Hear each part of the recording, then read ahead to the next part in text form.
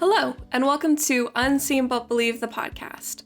I'm your host, Anna Konstantopoulos, and today, for our first episode, we're going to be talking about the most important issue of all, which is what is an invisible illness? Since that's the concept of this entire podcast, I thought it'd be helpful for all of us to start with the definition of it. So, an invisible illness is any kind of illness that can't be easily seen and is therefore very difficult to be diagnosed. So some illnesses you might be familiar with is like Selena Gomez has lupus. That's an invisible illness. I know a lot of you have Ehlers-Danlos syndrome. That's what I have. Also an invisible illness. POTS is another big one in the chronic illness community for being an invisible illness. And so basically anything like that, something that takes a long time to get diagnosed, that doesn't show up very easily on a test, or sometimes doctors don't really look for it because it's more rare. And so anything like that is considered to be an invisible illness. So the problem with invisible illnesses is because they're so hard to get diagnosed, you can be sick for a very long time without realizing it or without understanding why you're sick. So for me personally, I got very sick when I was 15 years old, but I wasn't diagnosed with Ehlers-Danlos syndrome until I was 17. So there was 2 years where I felt very sick but had no idea what was going on. And after a while, I started to believe that it was all in my head and that I was making it up. And part of that came from doctors telling me that it was all in my head and that I was making it up. So I had some external evidence for that. But thankfully, after 2 years, I found very good doctors who believed my symptoms, took them seriously. They ran a lot of tests. They, didn't stop when the most obvious test came back negative. They didn't dismiss my symptoms and tell me that I was an overly emotional teenage girl, but they actually helped me to find an answer. And, eventually Ehlers-Danlos syndrome turned into Ehlers-Danlos syndrome and tachycardia, and then EDS and POTS. If you don't know, Ehlers-Danlos syndrome is often abbreviated EDS, so that's probably what I'll just say from now on. And then EDS and POTS turned into EDS and POTS and post-COVID syndrome. And so, after you get your first invisible illness, I don't know what happens in your body, but typically you get diagnosed with 2 or 3 more. It's very rare, I think, to meet someone who just has one invisible illness. And, that just complicates things all the more because you don't know how to deal with, just one illness. Let's just add 2 or 3 more on top. And so it's a very complicated issue. And the whole reason that I started Unseen But Believed is because people weren't taking my symptoms seriously. They weren't taking the symptoms of my family seriously. And primarily with other young women, I was noticing that their symptoms were being dismissed as anxiety and depression. Not that those aren't very serious and real issues, but they should never be a scapegoat for not dealing with what's actually going on with someone. Just because someone doesn't have an obvious diagnosis, you can't just mask it with anxiety meds and say, hey, you're good to go now. So that's why I started Unseen But Believed, is to raise awareness for these illnesses and to hopefully advocate for those who have them. So now that you know what an invisible illness is, the next big question is, how do I know if I have an invisible illness? And this is something that we're going to talk a lot more about in future episodes. It could be an episode all to itself, but the purpose of this first episode is kind of to give an overview of where we're going. So the problem with an invisible illness is the symptoms can often look like a lot of different things. So for example, when I first got sick, I passed out in my ballet class, was rushed to the hospital. They ran a bunch of tests and told me that everything was fine. And so the only symptoms I was really experiencing was, I passed out that one time. I was dealing with some, dizziness. I felt very fatigued. That was a very big one for me. I started feeling like muscle aches and pains. And the problem with that is it can all be very similar to a bunch of different things. So at first they thought I just had the flu because it had only been like 2 weeks with these symptoms, and those kind of line up with that. And I was also having like headaches and nausea and that kind of stuff too. And so they're like, oh, okay, let's just wait and see if it goes away. And then after a while, my symptoms slowly started progressing, and they're like, well, maybe that's just because you're not exercising anymore.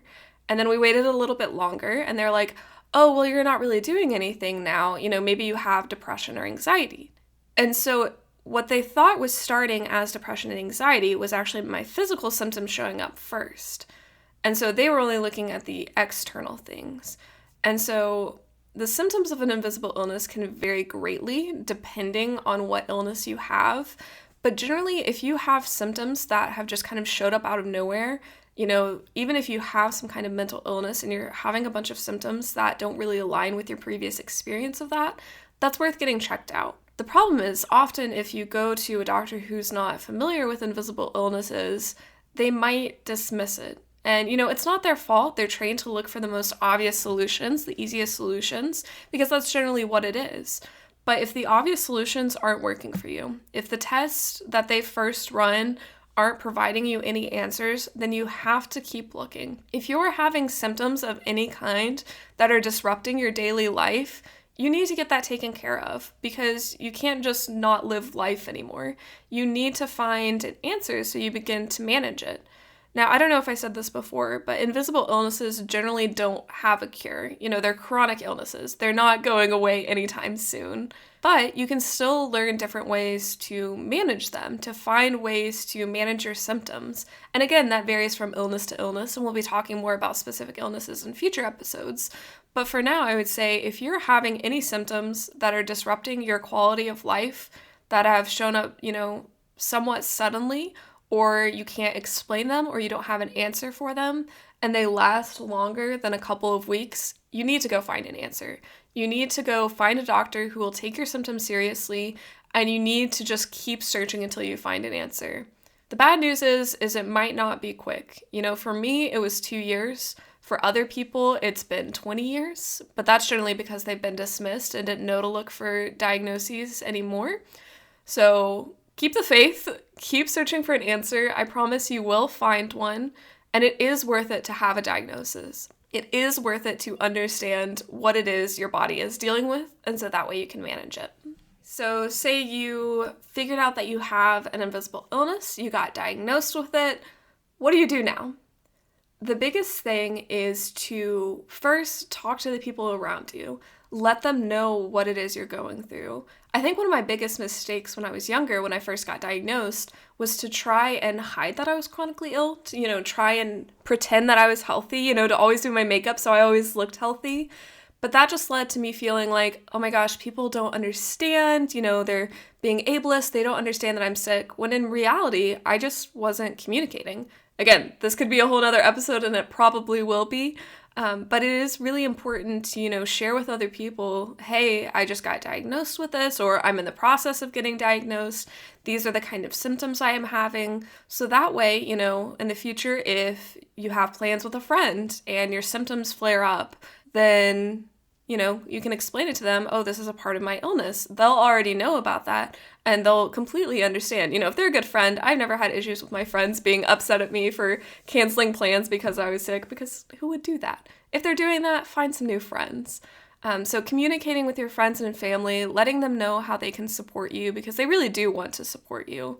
And just being open and honest about that really will save you so much heartache. And so I'll do another episode on that. But for now, just make sure to communicate. Getting a diagnosis is kind of bittersweet because you're so excited that you finally have an answer. If you've been searching for a long time, for a couple of years, even just a couple of months, getting an answer is so wonderful because, you finally know what's going on. Doctors will finally believe you. Everything just makes sense.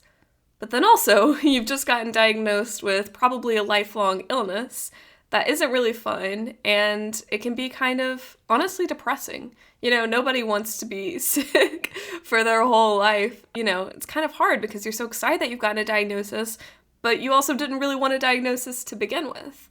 But the best part about having a diagnosis means that now you can learn how to manage your illness.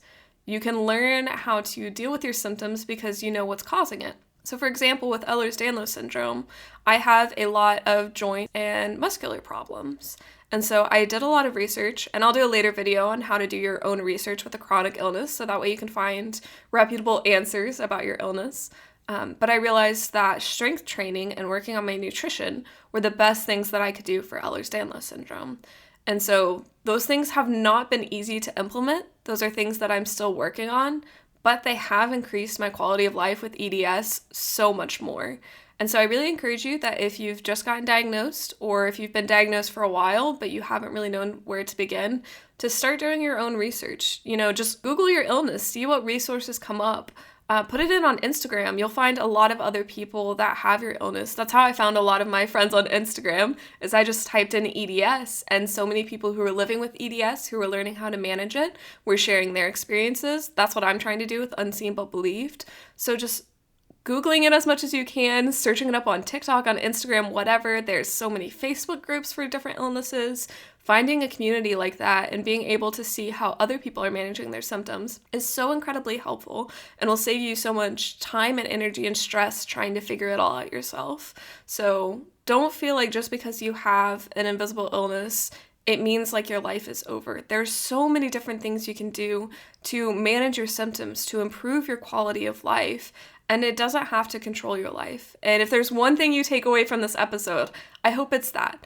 I hope it's that you know that just because you have one of these illnesses, your life is not hopeless, it is not over, there's still so much joy and goodness to be found in it. Well, I know this was a very short episode. I just wanted to do a brief overview of invisible illnesses, what the process looks like, and if you guys have anything specific that you want me to dive deeper into, please let me know, in the comments. You can message me on Instagram or Facebook. I'm really good about responding to those because I care about you guys and I care about what you have to say. Also, I'm starting to schedule guests to be interviewed on the podcast, so if that's something you're interested in, please message me on social media or send me an email. Thank you so much for listening to this episode. If you enjoyed it, please feel free to leave a rating or subscribe for future episodes. It's a small action, but it really does help to spread the word about invisible illnesses. Because remember, just because invisible illnesses are unseen, they still should be believed.